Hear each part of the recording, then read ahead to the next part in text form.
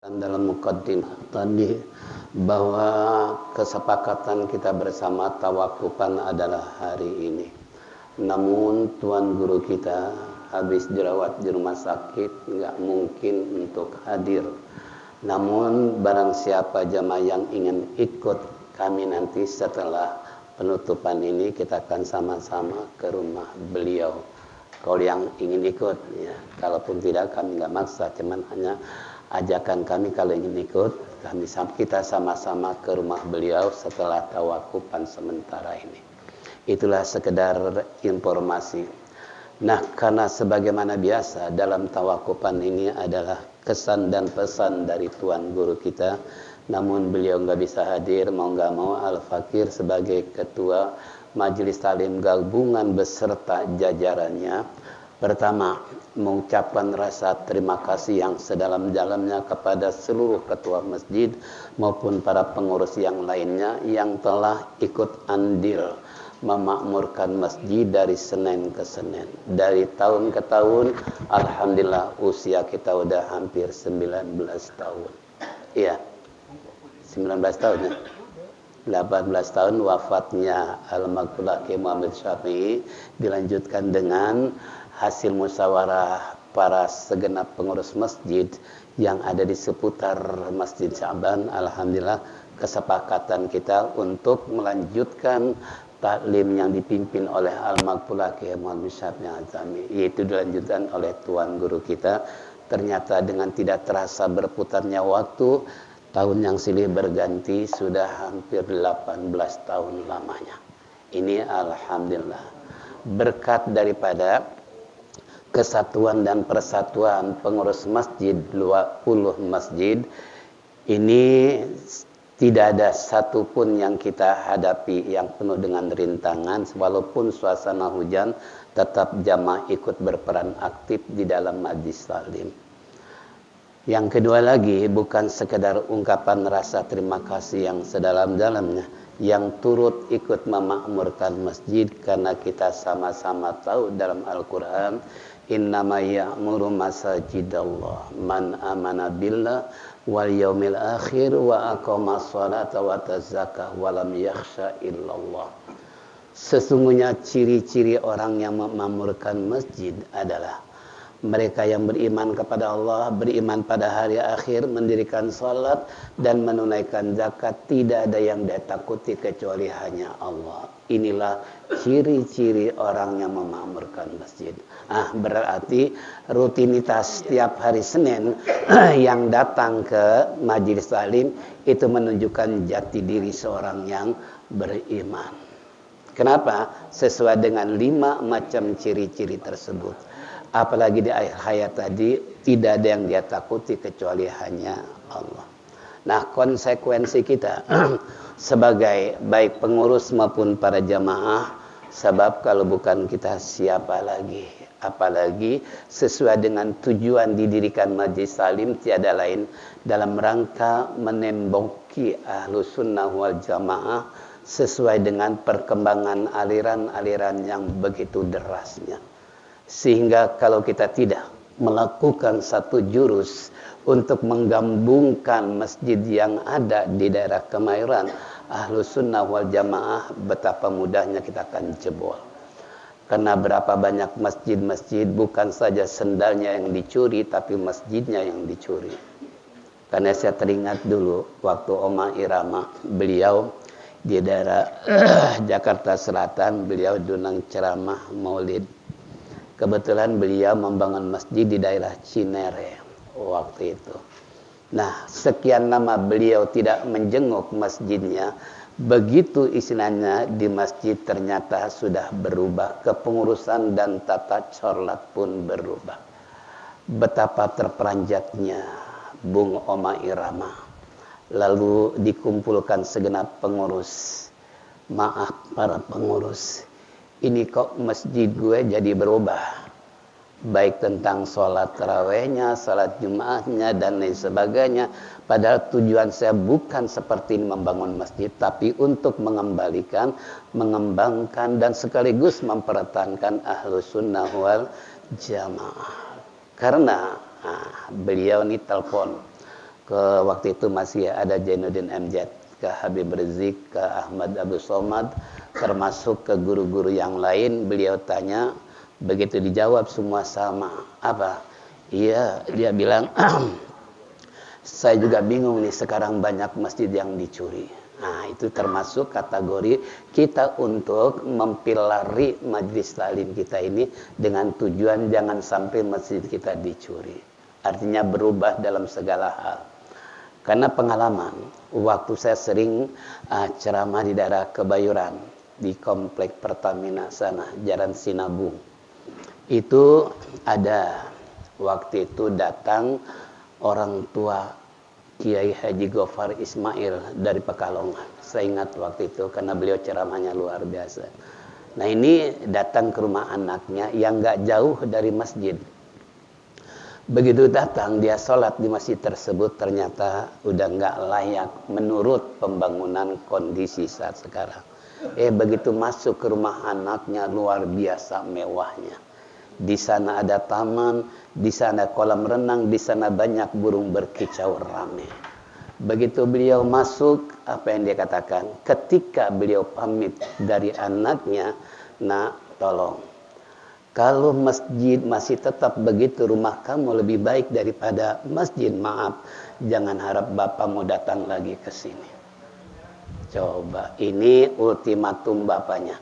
Kalau kamu nggak merubah nasib masjid, jangan harap bapakmu datang ke rumah kamu ini. Singkat kata beliaunya pulang. Lalu anaknya berkunjung ke pengurus masjid. Apa dia bilang? Ustadz, gimana kalau misalnya masjid saya akan bangun tanpa minta dana kepada yang lain? Dengan catatan, pertama, kebiasaan masjid ini saya akan rubah. Biasa azan 2 kali, 1 kali. Biasa tarawih 23, 11. Biasa masjid banyak zikir ditutup habis sholat. Itu persyaratan permohonan anak beliau. Nah, si Ustadz ini konsultasi pada saya. Ustadz, gimana pendapat Ustadz? Kenapa masjid kita mau dibangun tapi syaratnya seperti itu? Maaf Ustadz, kalau antum menerima tentang tawaran orang tersebut, jangan harap saya akan bisa kembali ke masjid ini. Saya juga ultimatum. Kalau tadi Gofar Ismail, kalau ultimatum anaknya, saya ultimatum pengurus masjid. Seandainya ini diterima oleh antum sebagai pengurus, jangan harap saya pun akan bisa datang ke tempat ini lagi. Waktu itu dia mengiyakan. Tapi dengan perjalanan hari begitu cepatnya, lalu datang berita bahwa masjid sudah dirubah dengan syarat yang diinginkan oleh yang membangun. Coba kira-kira gimana? Saya sudah jelaskan ini wakaf. Wakaf orang nggak boleh ke Ka'bah. Masjid At-Taibin mau digusur, pengurus dikasih 2M. Masjid 2 lantai, parkir di basement. Tapi kami masih menolak sebagai pengurus sampai kami datang ke gubernur untuk minta bantuan jangan sampai At-Taibin digusur. Nah sehingga dilalah mu'alim ngajar di At-Taibin itu dengan sebabnya karena masjid mau digusur. Dengan adanya pengajian mu'alim minimal yang mau gusur. Yang mau gusur ada siapa dalam masjid? Nah karena beliau masih menjabat ketua MUI DKI pada saat itu. Ya Alhamdulillah bisa terselamat karena dengan kami katakan bahwa kami tidak akan menyerah bagaimana At-Taibin ini wakaf almarhum almarhumah yang berdiri dari tahun 1917. Nah ini, jadi kembali pada kita. Jadi kalau saya Bung Oma Irama nggak mau masjidnya dicuri, begitu juga masjid kita tentu yang ada di Kemayoran tidak ingin hal itu terjadi. Sendal boleh hilang, sepatu boleh dicuri, tapi kalau masjid, nah ini tujuan kita mengadakan pengajian gabungan pada saat itu. Ini yang belum tahu tentang kronologi diadakannya pengajian gabungan. Itu salah satu contoh. Kemudian yang ketiga, bahwasanya pengajian rutinitas setiap Senin subuh ini Walaupun ya jamaah terkadang grafik, kadangkala banyak, kadangkala sedikit, tapi nggak pernah mundur walaupun suasana hujan. Nih makanya pengurus mengucapkan terima kasih yang sebanyak-banyaknya atas partisipasi semua pengurus masjid yang ikut aktif memakmurkan masjid. Nah sehingga sampai sekarang dan mudah-mudahan sampai hari kiamat. Amin ya rabbal alamin. Kenapa saya sampaikan sampai hari kiamat? Siapa tahu walaupun kita sudah tidak ada, tapi tumbuh generasi yang akan datang. Saya yakin dengan hadis Rasulullah sallallahu alaihi wasallam, man sana sanatan hasanatan falahu ajrun, man sana sanatan sayyatan falahu wizrun. Barang siapa yang ngasih contoh kebaikan kemudian diikuti oleh generasi penerus, maka sebagai pendiri, sebagai perintis kebaikan tersebut akan dapat pahala walaupun orangnya sudah meninggal dunia. Itu yang disebut falahum ajrun ghairu mamnun, bagi mereka pahala tidak ada putus-putusnya. Ini makanya kita jaga majlis salim ini sampai kalau bahasa sekarang titik darah penghabisan. Apalagi jangan sampai dicuri pihak lain. Nah ini saya mengamanati kepada generasi yang akan datang bahwa kita sudah memberikan contoh kepada generasi berikutnya bahwa inilah taklim yang dirintis dari semenjak mu'alim beliau wafat ditindaklanjuti oleh Tuan Guru kita Kiai Kamal Yusuf. Nah ini sebuah kebaikan buat kita sebagai perintis dan sebagai contoh untuk generasi yang akan datang. Karena saya perhatikan yang ikut majlis salim ini bukan di kalangan istilahnya orang tua manula aja, termasuk lebih banyak lagi didominasi oleh kalangan kaula muda. Nah makanya saya ucapkan terima kasih tadi. Tapi sebaliknya barang siapa yang ngasih contoh yang tidak baik terhadap generasi akan datang, bukan saja dia dapat dosa di masa hidup, setelah meninggal pun tetap terbesar dosa akan dapat. Nah, tinggal kembali respon kita sejauh mana. Inginkah kita memberikan contoh generasi akan datang yang baik atau yang lebih baik atau yang terpuruk dibandingkan dengan di masa yang lalu. Kita nggak perlu ngajak. Kita nggak perlu banyak bicara, cukup memberikan contoh dalam perbuatan, itu pun suatu hal yang lebih efektif daripada bicara 1000 kata. Istilah maqalah Sayyidina Ali, afsahul maqal mil lisani. Contoh lebih baik daripada omongan. 1000 kata didengar, tapi dikerjain agak. Tapi kasih nyontoh yang tak perlu diajak, tak perlu bicara, yang penting kita ngasih contoh. Contoh tiap hari Senin kita datang pengajian, tentunya teman kita bertanya, kemana sih kalau Senin subuh kok enggak dari masjid? Oh ada pengajian gabungan, ya kebetulan bergilir dari satu masjid ke masjid yang lain. Nah lalu mereka ikut dengan kita, itulah contoh yang baik, padahal kita enggak ngajak. Makanya lisanul hal afsahu min lisanil maqal, perbuatan contoh lebih baik daripada omongan. Contoh, kenapa sih anak-anak bangsa Indonesia di kalangan kaula muda begitu terperangkapnya dengan artis-artis Korea, artis-artis Barat, ketika mereka muncul di panggung dengan musik yang sangat luar biasa, pakai anting sebelah. Pakai anting sebelah. Begitu lihat kaula muda Indonesia, lihat artis begitu nyetrik keren pakai anting sebelah, tanpa diajak pakai anting, besok anak muda pakai anting. Itu contoh namanya visualisasi. Enggak perlu ngajak, yang penting contoh. Begitu juga dalam majelis salim, walaupun kita nggak ngajak mereka, sekalipun kita mungkin maaf bukan pengurus jenuh untuk mengumumkan hari Jumat ya. Enggak, itu pun kan sering ada pengumuman kadang-kala enggak. Tapi kesadaran pengurus saya harap tetap umumkan walaupun tanpa ada surat undangan dari kami sebagai pengurus majelis salim. Tetap umumkan hari Jumat. Ya, umpamanya, apalagi alat komunikasi sekarang lebih mudah. Tinggal telepon Ustadz Hadi, Ustadz Ajis, karena kebetulan saya nggak punya HP. Mudah-mudahan selama-lamanya nggak punya HP. Amin. doain aja jangan punya HP. Ini kembali pada kita semua. Jadi kalau urusannya bukan kita, siapa lagi kan gitu. Karena kita hanya ingin memperoleh nilai kebaikan di generasi yang akan datang. Kalaupun kita harus meninggal terlebih dahulu. Ini urusan Allah. Tapi usaha kita sudah maksimal memberikan contoh kepada mereka. Ini salah satu bentuk namanya visualisasi.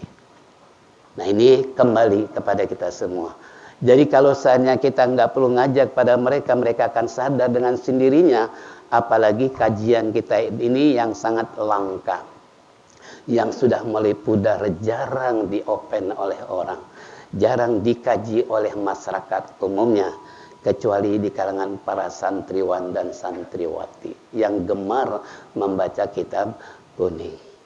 Makanya waktu saya belanja kitab, ada orang dari Depok, dia tanya, beli apa Ustaz? Beli kitab ini.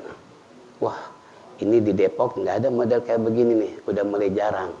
Kenapa? Ya karena perintis pertama kali yang menginginkan bahwa kita bukan berarti antipati dengan bahasa Indonesia, tapi ingin kembali menggerakkan tradisi ulama-ulama dulu. Kalau ulama dulu kan Betawi bacanya kitab Arab Melayu, gitu kan?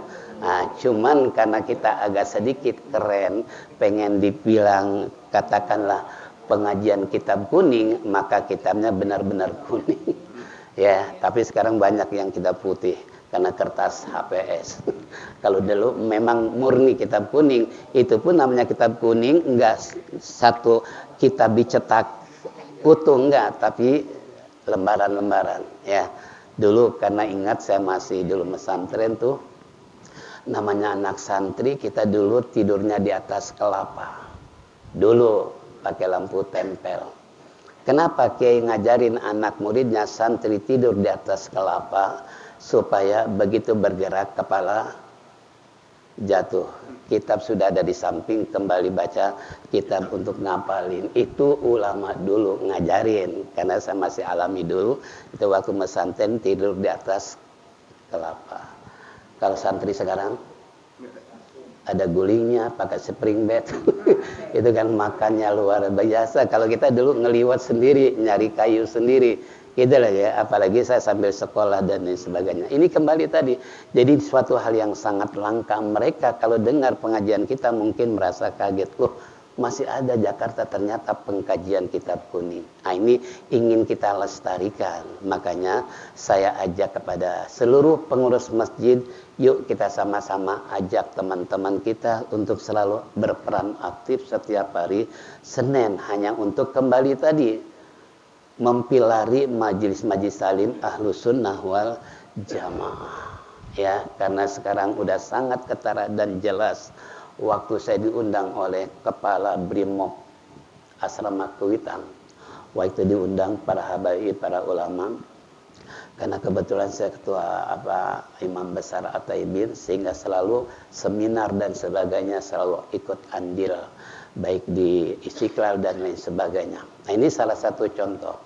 Waktu itu kita diundang sama Kepala Brimob. Begitu datang kita, apa yang beliau katakan? Maaf, kenapa kami mengundang para habaib dan para ulama serta tuan guru?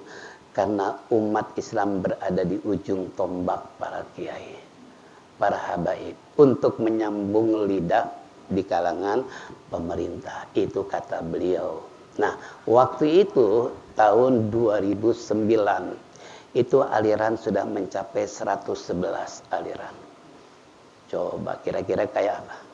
Sekarang mungkin lebih dari. Nah, sehingga kalau kita nggak tahu tentang aliran-aliran yang merasuk ke dalam tanah air yang mayoritas umat Islam, ini pun macam-macam Islamnya. Ada yang disebut Islam yang musiman, ada Islam yang musingin, ada Islam yang mukminin, ada Islam yang mutakin. Yang banyak Islam yang mana? Yang musingin atau yang musiman? Nah, bentar lagi musiman nih. Bulan puasa tarawih full. Masjid musala, tapi seminggu jamaah bukan semakin mundur malah makin. Itu namanya Islam. Ada jamaah di situ. Ada nggak? Agak-agak. Ini jemaah orang sana. Itu kan Islam musiman namanya. Apalagi Islam musingin lebih repot lagi nih. Diajak bukannya ikut malah marah. Malah ngambek, kan musingin. Jadi kita mundur kena, maju kena, bagaikan makan buah si malakama. Diajak salah, nggak diajak salah. Diajak bapak mati, nggak diajak ibu mati. Solusinya gimana? Jalan keluarnya gimana?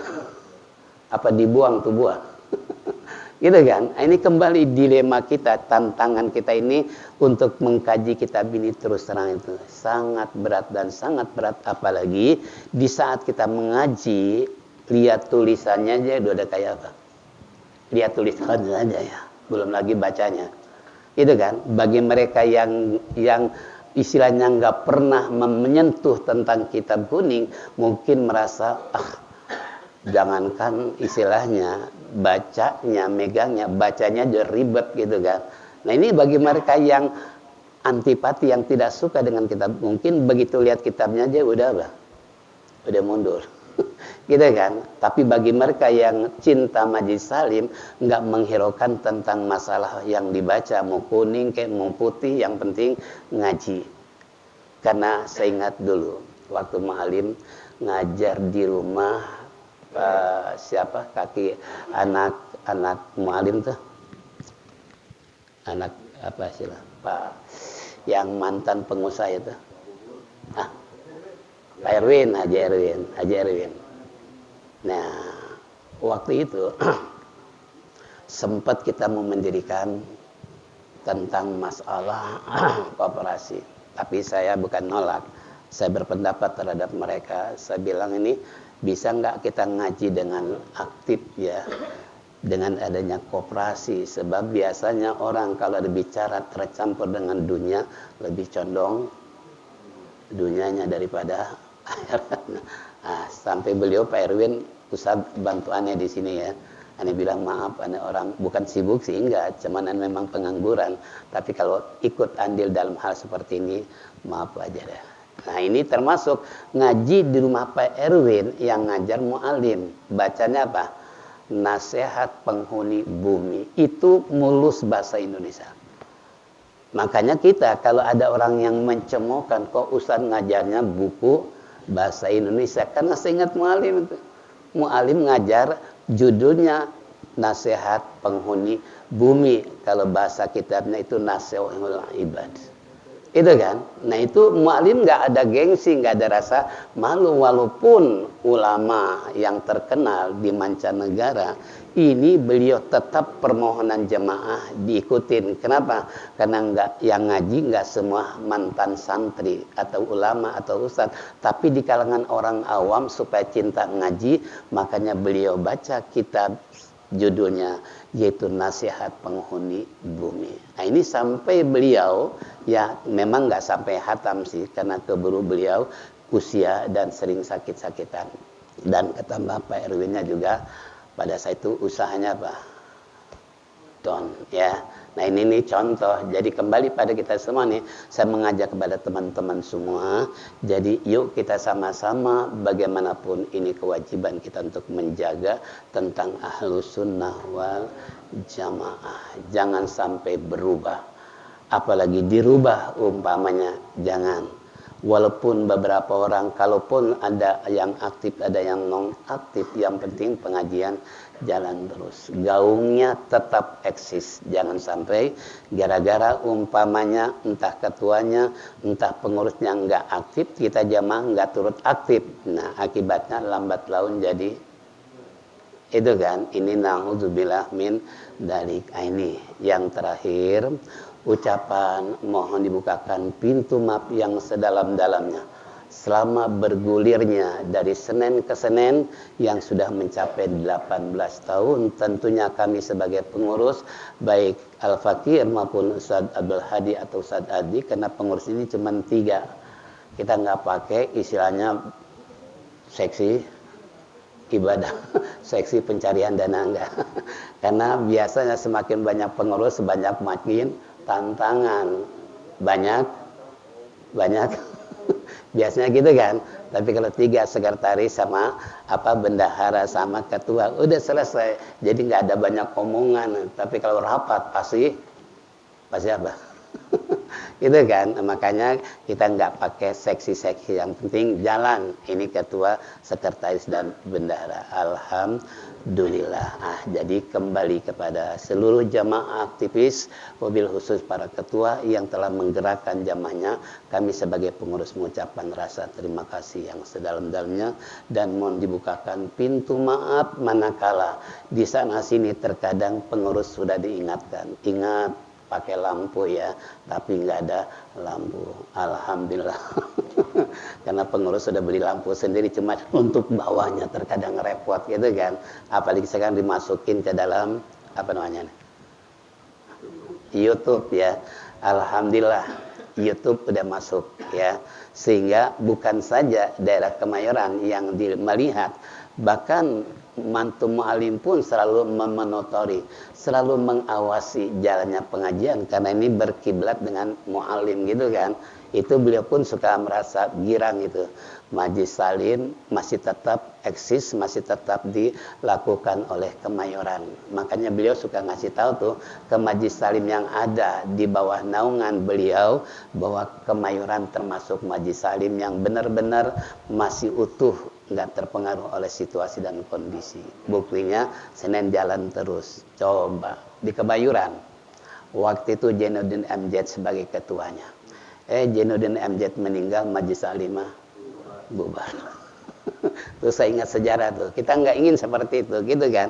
Makanya kembali, maaf walaupun saya nggak ada, pengurus nggak ada, tolong hal ini jangan dibiarkan terbengkelai, apalagi sampai bubar. Saya yakin masih banyak pengurus yang untuk melanjutkan, seandainya kami sebagai pengurus nih terdapat kekurangan dan sebagainya, silakan kritik membangun, kami siap untuk memberikan jawaban. Tapi insya Allah nggak adalah saya yakin sesuatu hal yang mengganjal hati jamaah, karena setiap Senin konsumsi ada, minuman juga ada. Insya Allah kalau terusan perut udah kenyang, pikiran tenang.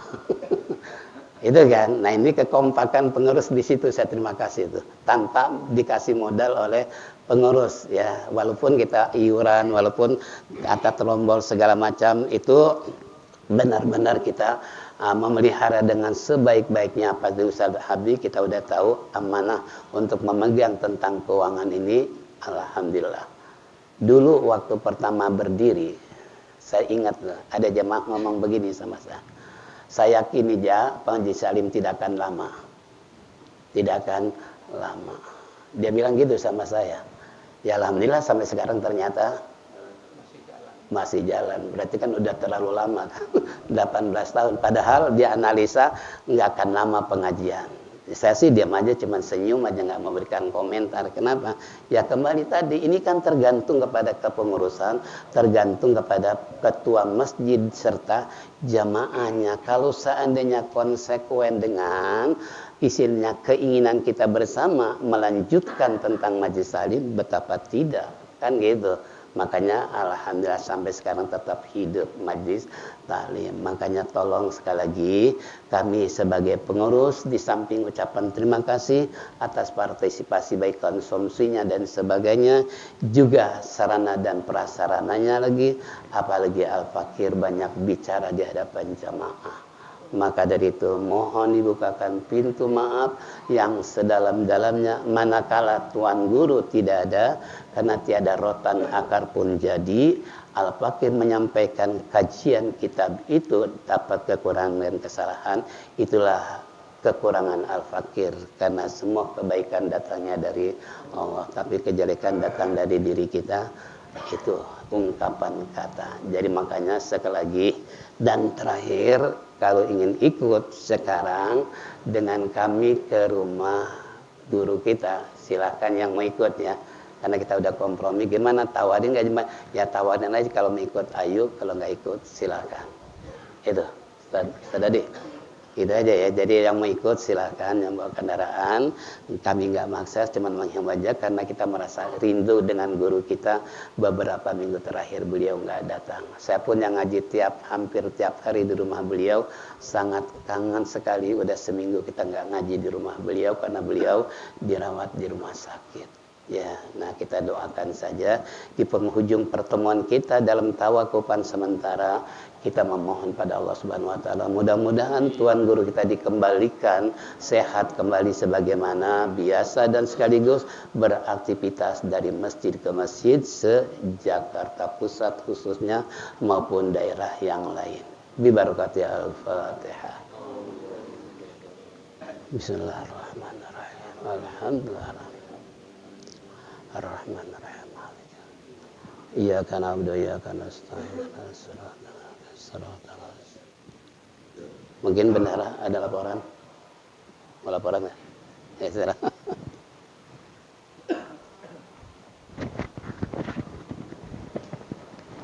Assalamualaikum warahmatullahi wabarakatuh.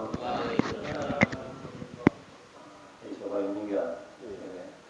Alhamdulillah mendapat percayaan dari Pak Anwar, dari Bapak-Bapak sekalian.